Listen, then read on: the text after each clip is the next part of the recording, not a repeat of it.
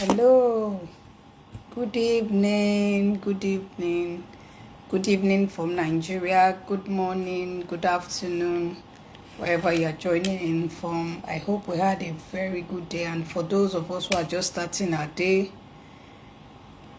I hope we will have a good day also. Today has been very good. Welcome to today's episode of Thriving Family Table Talk. Today's episode is going to be very, very exciting. We've had several topics, several topical issues on the family. You can actually catch the replay on YouTube or live here or Instagram. They've been saved on Instagram or on the YouTube channel. Today, we are going to be talking about handling issues in marriage. Welcome. Thank you for joining in. Please reach out to others to join so that we can have a roundtable talk this evening. Good evening. So I'll be getting others to join, especially Pastor Bridget, so that she can join in. Welcome. Let us know where you are joining in from. Welcome. I hope you had a wonderful day. And if you are just starting, I pray that today is a blessed day for you. Please let us know where you are joining in from. And also, we'll be taking questions and other topics we want us to discuss. While I wait for Pastor Bridget to join in, please drop your comments, questions in the comment section.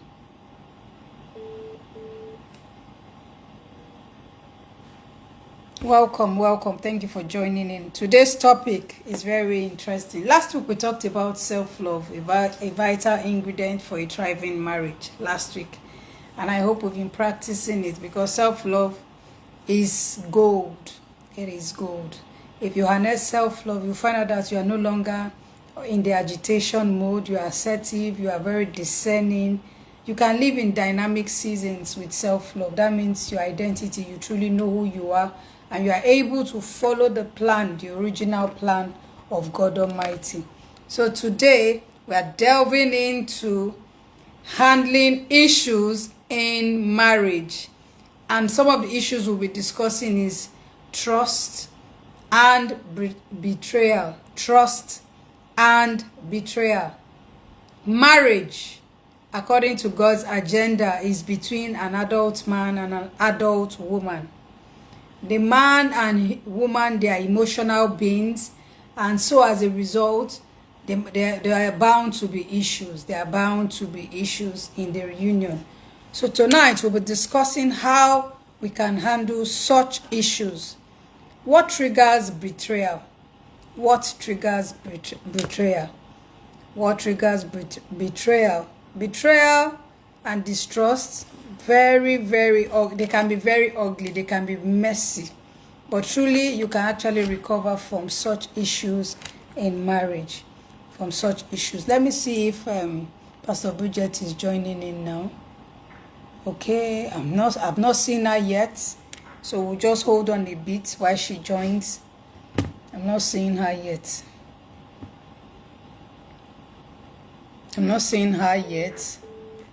Don't know.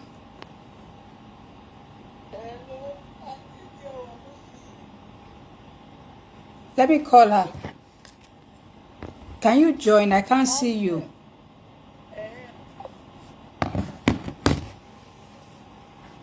So she will join in now. So what triggers disloyalty? What triggers distrust? How does it arise in marriage? How does it arise? Can it be avoided? Can it truly be avoided in marriage? I would say yes and no, because it's a whole lot of dynamics. Marriage is beautiful, and it takes a whole lot of effort to make it beautiful, to keep making it beautiful. It's not a one-off. It is not a one-off. Disloyalty looks very, very ugly, and it can really, really ruin any relationship, especially in marriage. Disloyalty, distrust, it leads to hot, feeling hot, angry, confused. It feels it can be truly messy. So let me just get Pastor Bridget to join in.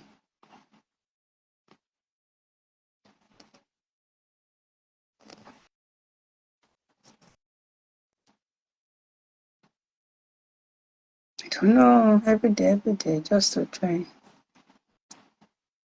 Has she joined now? Not sure.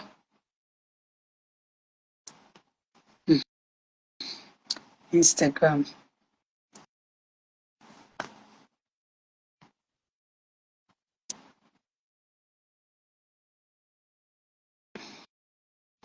I'm trying to.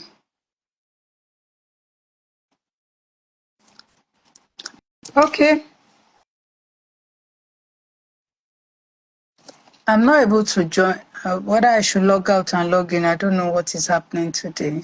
I really don't know.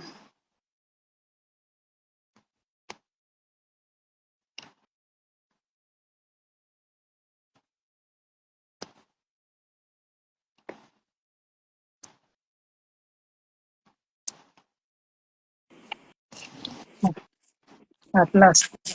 Praise Him. Good evening. Good Good evening. evening. Good evening. Good evening. Good evening. How was your day? Fine, thank you. And yours? Fine, thank you. We had a bit of technical issues today, so we need to just run. Thank you for holding on and thank you for joining in. I was just telling our viewers that last week we had a very interesting topic and they can catch it live on Instagram here or the replay on Instagram or on YouTube. Self-love, a vital ingredient for a thriving marriage. And today's topic is handling issues in marriage. Mhm. We're going to be taking the issues on trust and betrayal. I've already told them that marriage, according to God's agenda, is between an adult man and an adult woman.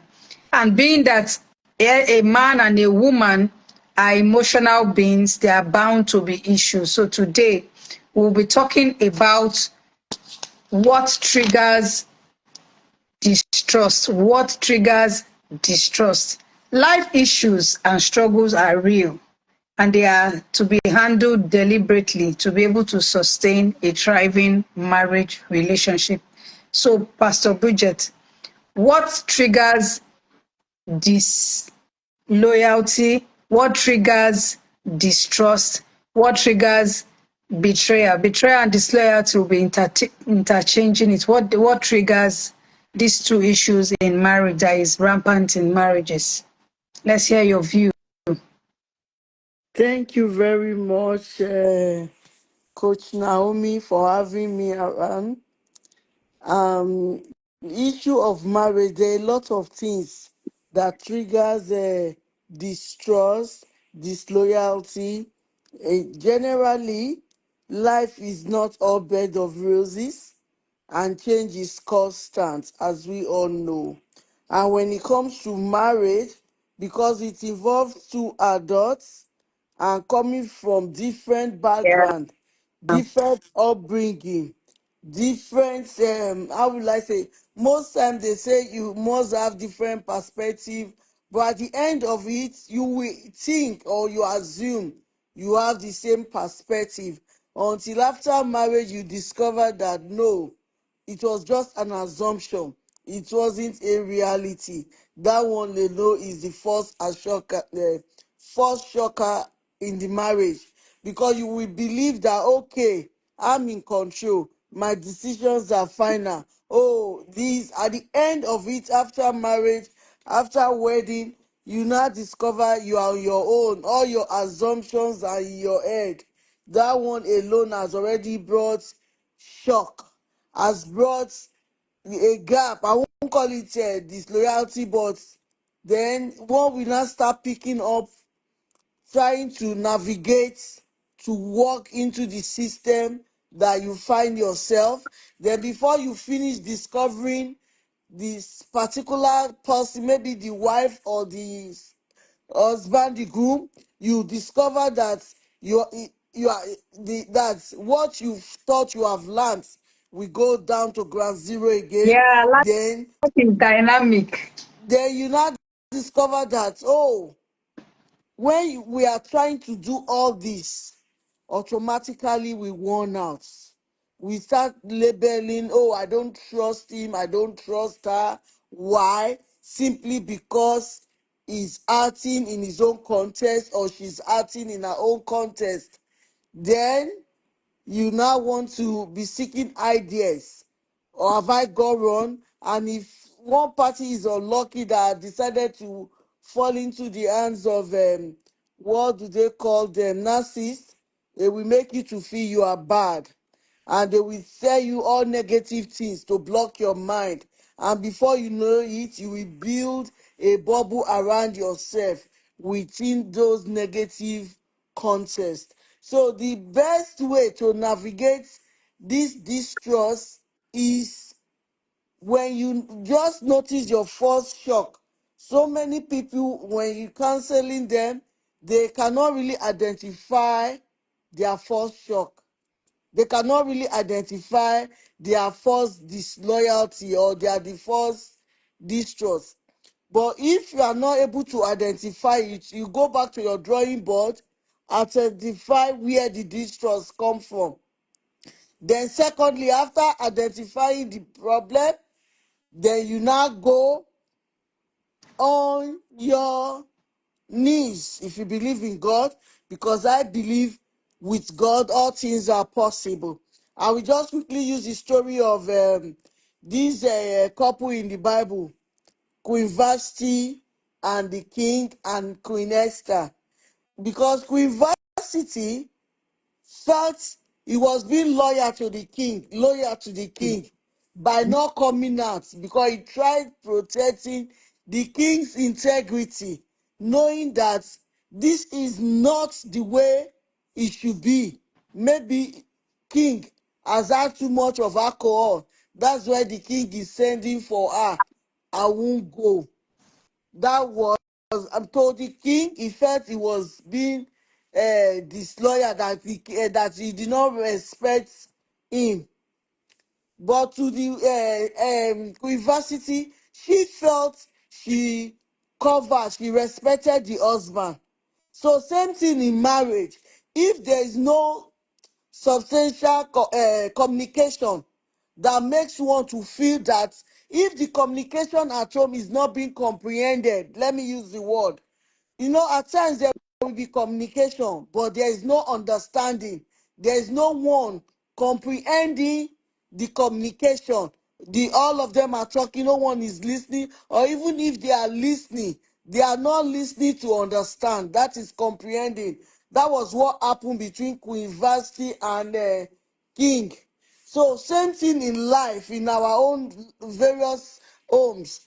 If the communication is not well communicated, we assume, oh, there is disloyalty, oh, there is trust, I can't trust him, I can't trust her.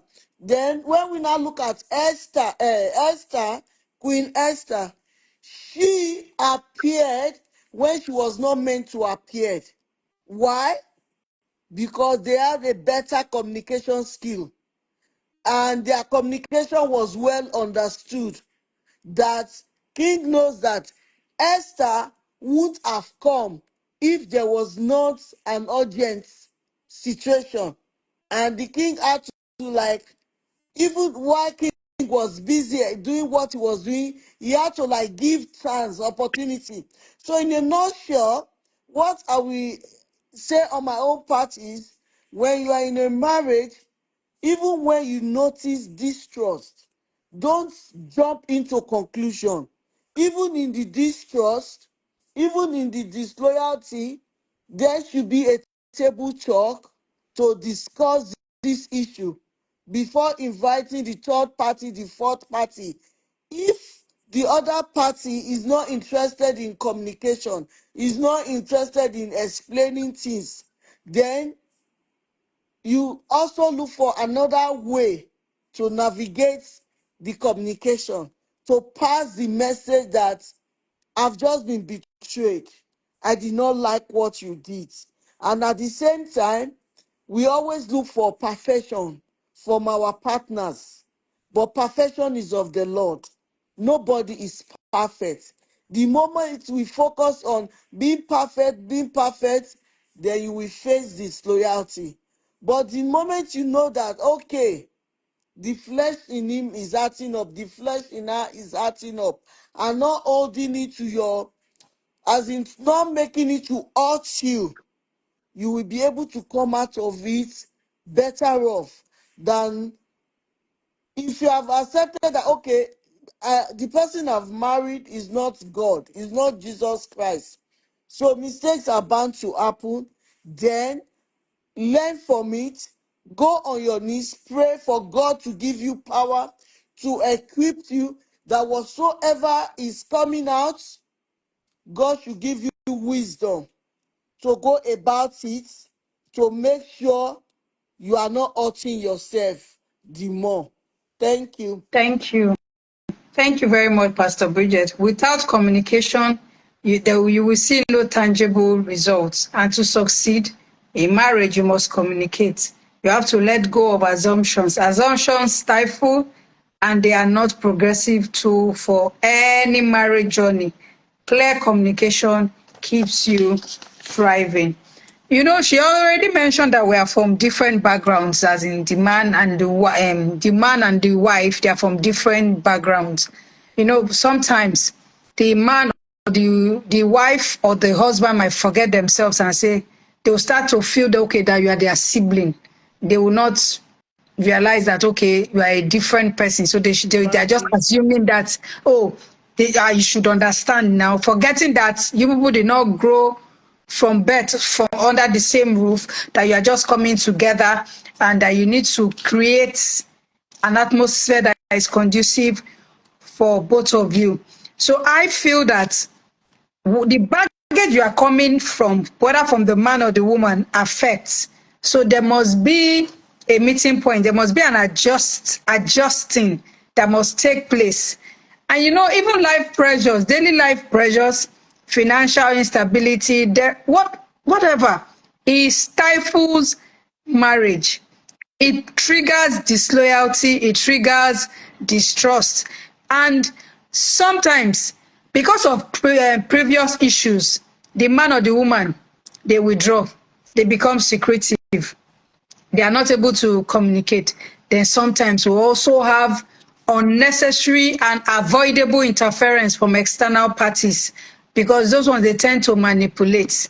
They might tend to want to manipulate because it's to their own advantage, forgetting that the God ordained marriage stands. And yes, they will come in, like you mentioned, third, fourth, fifth parties to come in, but you must respect the boundaries of your sibling in that marriage, because you find out that sometimes you see that if you are my spouse now, I come into your house, I will honor you, but I will disregard, or I have less respect or less regard for the spouse. It shouldn't be. It is rampant in the society, and you find out that I've been asked several questions. Oh, how have you coped in marriage? Oh, you've been decades in marriage. How are you coping? I've had a mentee who came and said, Auntie, I don't know. Should just, and I said, no, it's a daily work. It is not something you just jump. It's a daily work. What you used last year might not work this year. It might also still work this year. So you just have to be dynamic. So I want you to talk about how do you handle all these issues in marriage? How do you handle? You've already talked about the triggers, and you've already agreed that okay, it can be untreated trauma because you are coming from different backgrounds. So how do you handle and how do you overcome such in marriage? What do you know? What are the to-dos to do to handle such issues in marriage? Okay, thank you so much. Most times, we know that okay, change is constant, Yeah. but most times we always want to, when change is only effective when there is a replacement. Why Mm-hmm. I'm saying this is, before you look for a change or you seek solution, do you have what is achievable to replace all those habits? So Mm-hmm. before said, okay, we want to, okay, how do we navigate it?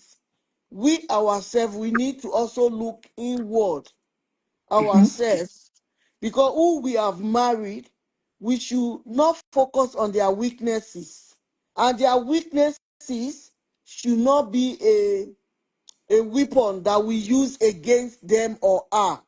Now, e.g., you've married somebody that she doesn't like to, she's not active in kitchen. I won't say she doesn't know how to cook. Maybe she's not effective in the kitchen. And Okay. you as the man, you know that, okay, these are, I won't say it's a weakness. This particular person, she is not a kitchen person. You don't come outside and start talking about she's not a kitchen person to outsider. Instead, you look for solution. Before she came into your life, you were eating. You did not die. So it's either you make her to understand that, okay, I will I would prefer to be eating home food. You get a cook. You can suggest to her, that's where they say communication. Suggest to her that, okay, can we get cook that comes and cook for us for the week? Then we freeze. You don't have to go out and look for the cook and give to her. Suggest it to her. And since she herself knows that, yes, this area I'm struggling, she will by herself look for who can cook to your taste that you like. Then it will be freezed in the house for you. Now, as a man, you've been able to conquer that issue of, okay, the weakness of that woman. Now, if you are also a great cook, you can cook by yourself. But most times, because of your busy schedule, you can get someone, you can get a cook to cook. You will carry her along. You won't impose the cook on her, because the kitchen belongs to the woman. Same thing with the woman.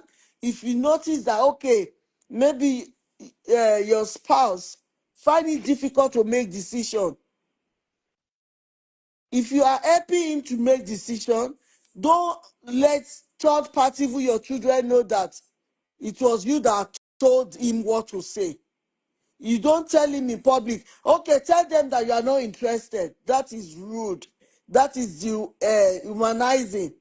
You can have your code, or if you don't have your code to tell him, no, we are not doing, you just signal in such a way that it's only two of you that know that, okay, these are what you will say, this is not what you will say, and it will be between both of you. If you are able to manage each other's weaknesses, then loyalty will not be a thing so tangible in the home. And this trust will not also be things that will be discussed, because you already know that you have each other's back. You protect one another. You have solution for each other's weaknesses, because it is even there that God is not focusing on our weaknesses. So we should not just, because what we focus on, we get. If you focus on the he's not faithful, he's disloyal, is this, you keep getting that disloyalty, you keep getting that distrust. But if you don't turn your face to those excesses, to those weaknesses, gradually it will go down. There is a book that is written by Chris Valentin. He said, the eyes that see gold in others, not particles. If you can pray that prayer, God, give me the eyes that see gold, that see treasure in people, then when you have such gifts, you don't even know if somebody is a liar, because you have conditioned your mind towards the positive aspect of that person. Then the weakness of that person can no longer can no longer form out to you. That's one. And secondly, we need to seek God's guidance for God to help us. According to what Coach Naomi said, that not the system you use now, the method you use for this particular situation you use next year, even same day. It varies. Is a according to psychologists, marriage is just rotating as the way the earth is rotating. So today what you feel is a weakness tomorrow might become a strength, and what you feel is a strength today might become a weakness tomorrow, because our passions revolves around our purpose. Our purpose is to be happily married, but we have different passions and different season, different interval. So we need to have that in our mind, and we need to have this activity of forgiving, being Mhm. gracious. We have to forgive, to let go. And most time I find out that most African men, they don't like to go for counseling, marital counseling. They struggle with it. They feel like, okay, you go and come back. Anything you see there, you come and tell me. If you notice that, okay, there are issues to be discussed, there are better ways to go about it. If they are doing what you don't like, you don't just force them, to condition them, to control them, to command them. I don't want these friends, don't bring these friends to. They will keep going to those friends, they will keep moving around those friends. There's nothing you can do about it. There are better ways to go about it than discussing it. Being kind, even those friends you don't like, be kind to them when they come around. Entertain them, offer them food, be nice to them. I gradually they will run away by themselves without you telling your spouse. And at the same time, if you are feeling overwhelmed, you can also seek counselors, seek help. If you feel that, oh, all these problems are getting too much, who can I talk to? Who can I talk to? Or if you are tired of talking with your mirror, you can get a coach or a help, or you can look for somebody that is thriving in our home. You have to pray. You have to have the leading of the Holy Spirit who to meet, because there are different types of marriage and different people marry for different purposes. So make sure that the person you are going to meet for counseling have the same school of thought with you about marriage. And at the same time, we need to continuously investing in our marriage by going for marriage retreats, marriage counseling. All those want to we improve, we boost the marriage, and at the same time, outing. We need to keep going for maybe dating one another again. During dates out, we can chip in some things we don't like. We can record them again by telling them, oh, baby, you are so this now. Do you know you can do this? And even the case of cheating, there are ways you can go about cheating that you will not become a fiasco, that will not become a terrible, how will I put it? A If you terrible believe, case. yeah, if you believe that your marriage have come to stay, that those strange women or strange men have come to go, they will go. But if you now turn it around that those strange women are stronger than you, automatically you are losing. Because those strange women, those strangers, those strange women, those Jezebel ladies outside, most of them were even there before you. But you found grace in the sight of God that you were chosen. So what makes you now feel that the same grace that made you to be chosen will not be sufficient to keep you? But don't agitated, get fruits that are uncalled for, all for the sake of I'm too cold, I want to make a statement. A cheating spouse, a cheating spouse do not have that intention of going to cheat. It will just be out of maybe when the availability, when the desirability is not available, the availability becomes the desirable. So most times it's not as if they really wanted to go into this cheating, because to so many, both men and women, many of them is due to maybe situation that were around them that make them to fall victim, and it now became chop one, chop two.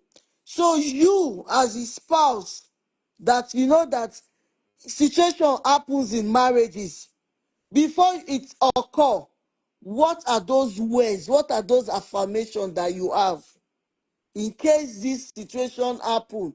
What am I going to tell the demon of that cheating? What am I going to tell myself? Instead, most people, withdraw they withdraw and start blaming themselves. Never you blame yourself for a cheating spouse. It's not because you are not good enough. It's not because you don't know how to cook. It's not because of, they just cheat because they just wanted to cheat. Because so many people are depressed, they are under pressure, they want to fix weave on, eyelashes, paints, bleach, liposuction to do. No, it's not because you don't have all those things. Those cheating spouse just decide to cheat because they just wanted to cheat. Nothing is wrong with you. So be careful as you go about cheating spouse, so that you will not be depressed, you will not now become a mental patient in psychiatric ward and be using antidepressant drugs. Don't allow any cheating spouse to make you to be depressed. It is not all about you. You did nothing wrong. So please, things happen in marriage. It's not your fault that it happens. Stop playing the victim. You are not a victim. Remember what God says you are. You are the head and not the tail. Those strangers are the tail. And if you have that faith, they will not unseat you. They will not unseat you. So please be prayerful.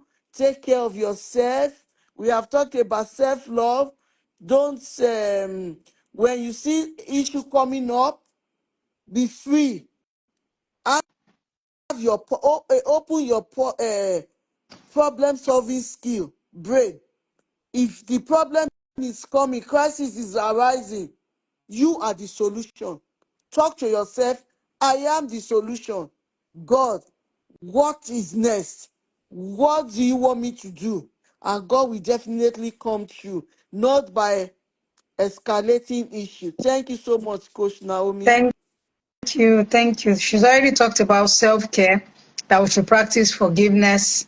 We should seek professional help if we need to, because life can be overwhelming and you might need that extra support.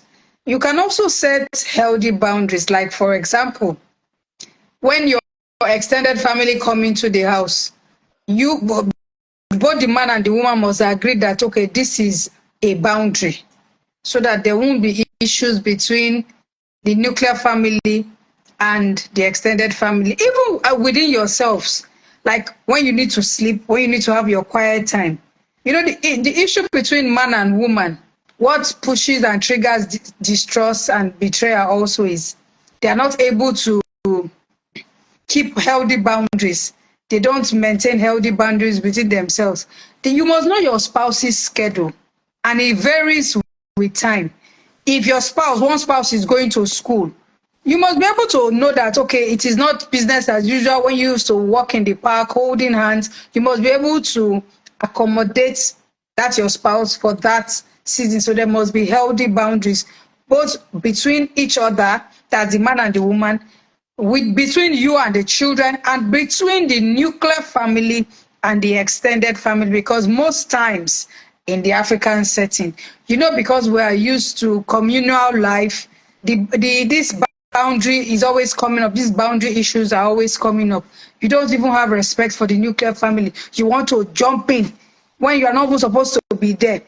Please give the nuclear family space. Let them breathe.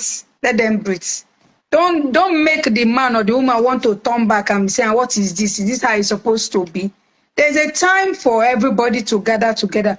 Then there is a time that it is truly just nuclear and the nuclear family alone, because they need to continue to build.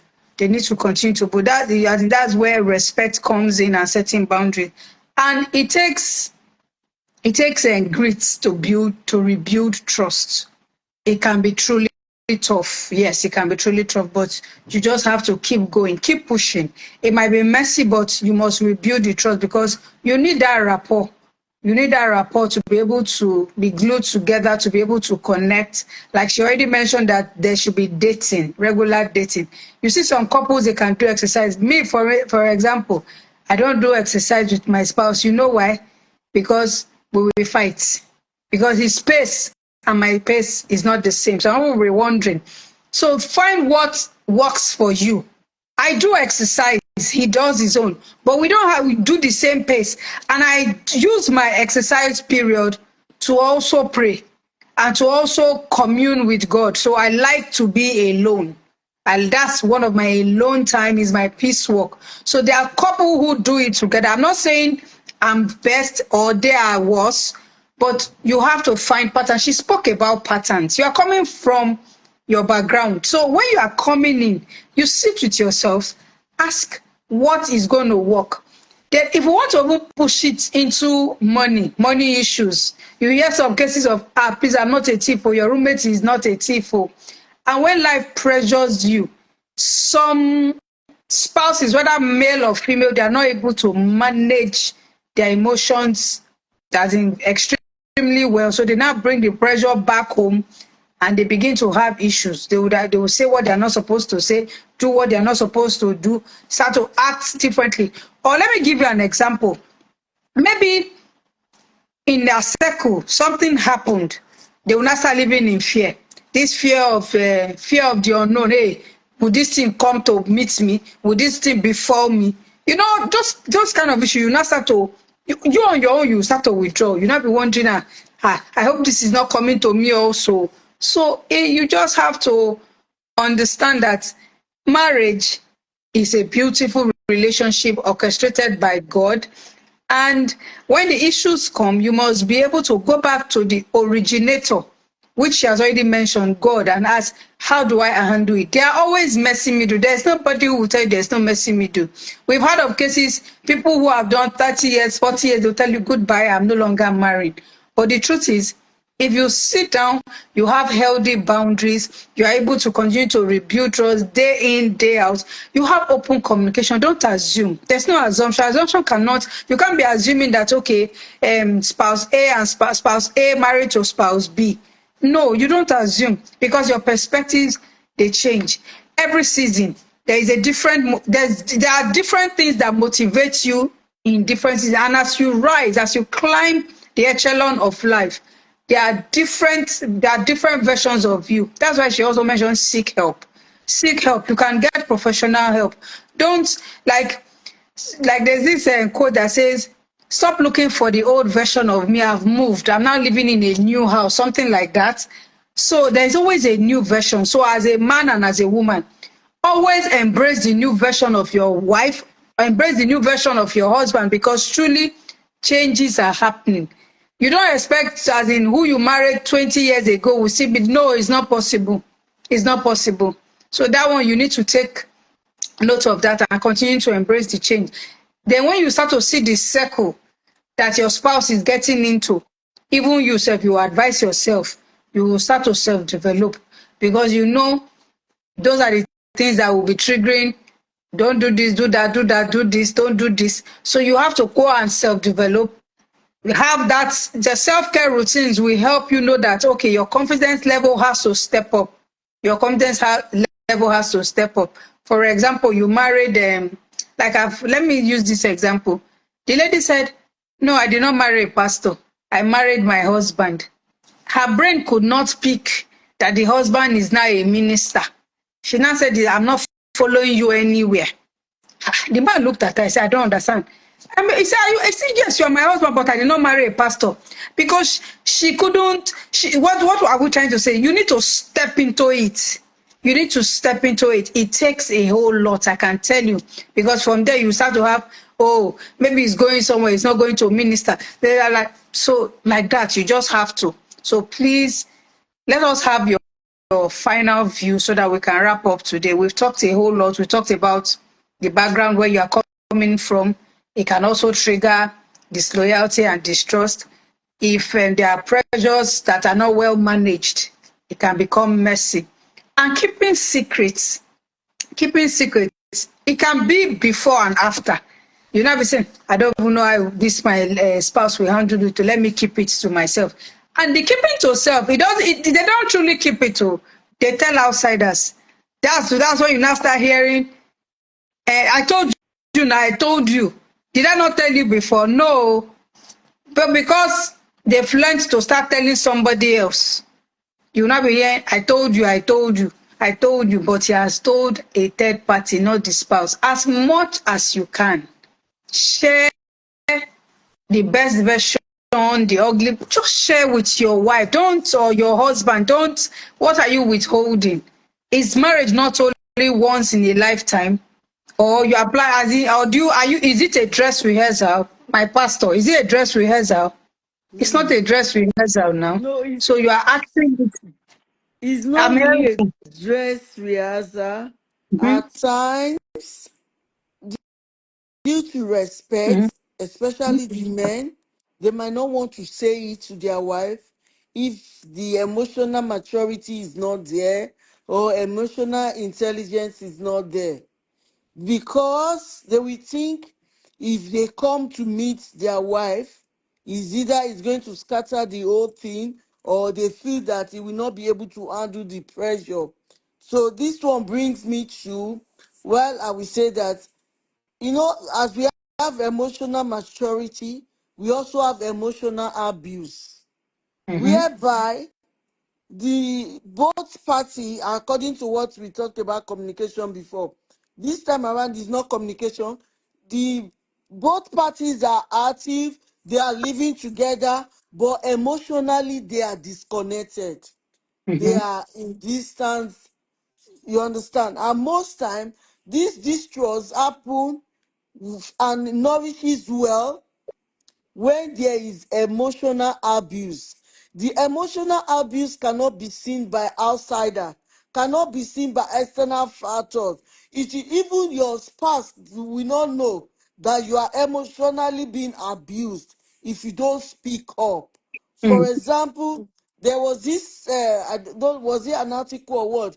They said they put a snake on a smooth fabric, suede. The snake couldn't crawl. Why? Because it was too smooth for the snake. And though and the fabric was on the floor, yet he struggled to crawl. But when they now put the snake on a rough surface fabric on the floor, he was just going. This one means that if there are no cracks in a hole, there's no way the distrust will mhm, flourish. So now the emotional abuse I'm talking about now is the crack that make that distrust to flourish. Is mhm, that crack that made that disloyalty to flourish. Why? Because you are feeling that you are being abused emotionally. Maybe he's not cuddling you enough. Maybe when you are outside, you expect him to open door for you. He's not opening it. Maybe you expect him to come back and bring flowers, bouquet to the house. He's not bringing it. And you are not voicing it out. And he himself or she has said, for example, I know a man that said, do you know, I've never done my birthday before in my life. I've never cut a cake before. But every time when my wife is doing birthday, I always celebrate, buy cake for her. And I told the man, did you tell her? Does she know? Did you tell her? He was saying something else. So I said, go away. I don't speak. If I want to cancel you, I have to cancel you and your wife. Before we tell you one thing, you go home and tell your wife, this is what I've said. No. Go back home and tell your wife that I don't like the way you don't celebrate me. during my birthday. And maybe you have done something that is not making your wife to celebrate you. uh, some men, I know men generally they like praises. Like maybe when they wear new thing now, you will not even say, oh, even if you have seen the clothes in the wardrobe before, but they've not put it on. The moment they wear it, you have to give compliments. You understand? And if you don't give that compliment and they go outside, maybe it's even your maid at home that say, oh God, you are looking nice today. You know, the baby in him, the baby boy in him, we make him to turn and respond to the maid and say, oh, thank you so much. You know, it will feel important. Men generally like praises, but some women will like, I don't have that time. I'm attending to my children. So those ones are emotional abuse that leads to this distrust, disloyalty, or what. And the emotional abuse, the two parties do not know that they are in, except only narcissists knows that they are causing emotional abuse. If the other party is not a narcissist, he won't know that is causing emotional abuse of not noticing. Oh, you've made your hair, you've changed your hairstyle. Oh, your hair look nice. Oh, I like the combination of this clothes, you know. But if the hair is dirty, they say, this hair is dirty, go and remove it. That word is cracking their hearts, is breaking them in pieces. Do you understand? If you can make negative comments, if you can criticize, oh, this nightgown is smelly, go and change it. When they wear new one, you should also be able to say, oh, I love this nightgown. Where did you get it? Oh, my favorite color. That means you have boosted their morale. You have made that trust. You know, you have drawn them with your nice words. You have healed that emotional abuse that you once suffer. You know, you said before in the morning, this your hair is smelling. Change it, change it. And you came back. The hair was not changed, made nice and everything. When she went to spa, change her, she did manicure and pedicure. You just say, where is my food? You just ate and you doze off. Even the next morning, you slept, agreed that you were tired for the whole of yesterday, and you woke up. You cannot say, oh, so oh, you've made your hair nice. If you say that, you have healed that emotional abuse of the morning time. But if you did not say it, you are cracking that war of loyalty. You are cracking that war of disloyalty. Same thing with the husband, same thing with the wife, even same thing with the children. The God we call upon, love praises, all those names that we call, Agune Chamber, we say what we are praising God. If God like praises, and he's the one that made us. So what do you think praises do to these men? What do you think praises do to these women? Though I know it's vice versa. Some are not, some are extroverts, some are introverts. But if you know that, okay, this one doesn't talk, even before you marry, so don't expect too much for him to not be praising you. And but maybe if you tell him that you can do better, I love praises, maybe he or she might work on it. So I just want to say that what major the foundation of distrust, disloyalty, is that emotional abuse, because it is not seen outside. It is you that you know that, oh, I'm not happy, oh, he's abusing my parents, oh, he said this, you know. And the emotional abuse is mostly done with our actions, the words of our mouth. Oh, when I went, the way the sister they were eyeing me, that is emotional abuse. You might not, the people eyeing you might not even know that you are seeing them, that you are eyeing them. But if you are able to work on your emotion by having emotional maturity, the spouse can easily say, oh, they want to blackmail me, baby. What are we going to do? It's because you are matured. That's why it's coming to tell you they want to blackmail me. Then you will stand up and say, okay, even if I'm going to conk your head, but let's first of all work on these blackmailers first. Then before we go, e.g., we could see it. The Senate president's wife, she gathered the whole nation and be Even if what they that to defend the husband, you understand? That is emotional maturity, because there was no way we would have left the husband and be supporting Natasha. And we saw that even Natasha's husband too entered the play. So you get what I'm trying to say? Mm-hmm. That is because why they have come to heal, both of them. The emotional maturity, healing has been there. That is where they are available for one another. So we need to work more on our emotions, because Thank we you. and take ownership. Because if we can take ownership of what we want and what we don't want, this disloyalty will not be a thing of hurt for us. Thank you very much, Coach Thank Naomi. you. Thank you very much. So I'm going to leave you with the final word that you can actually have a cruising relationship, a cruising marriage, a cruise. And the cruise, the C stands for compassion, R for resilience, U for understanding, I for intentionality, S for simplicity, and E for empathy. If you have all these traits, then you will truly have a thriving marriage. You'll be able to navigate betrayals, disloyalty, and distrust well. Despite it is messy, you'll be able to come out stronger.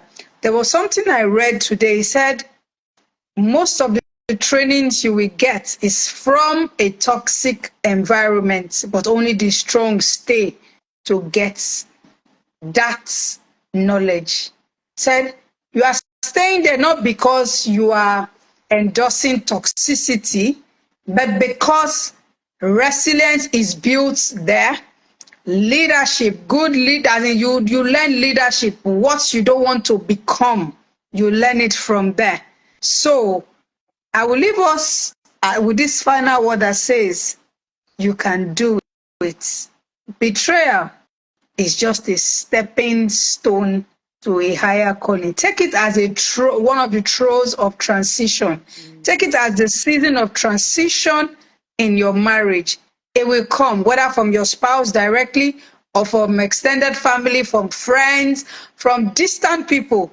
It will come, but be ready, be resilient to handle and build and grow from there.